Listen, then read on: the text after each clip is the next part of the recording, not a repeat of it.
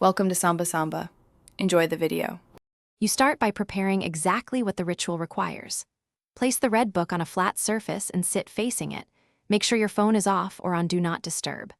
Light a single candle about 1/2 meter away to steady your focus, and keep a notebook and pen beside you to record anomalies. Once done, read the preface aloud one clear time, listening for unusual pauses or strange phrasing, and mark any page numbers or symbols that feel different. You now perform the primary reading sequence.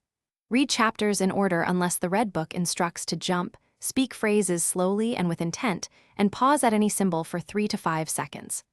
While reading, you should note bodily sensations, auditory oddities, or visual changes into your notebook.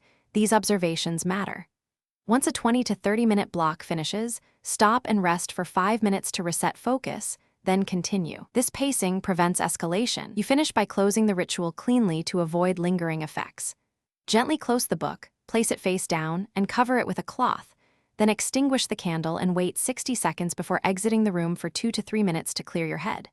If anything feels wrong, nausea, persistent auditory phenomena, or strong anxiety, stop immediately. Breathe slowly, drink water, and do not reopen the book until you feel stable.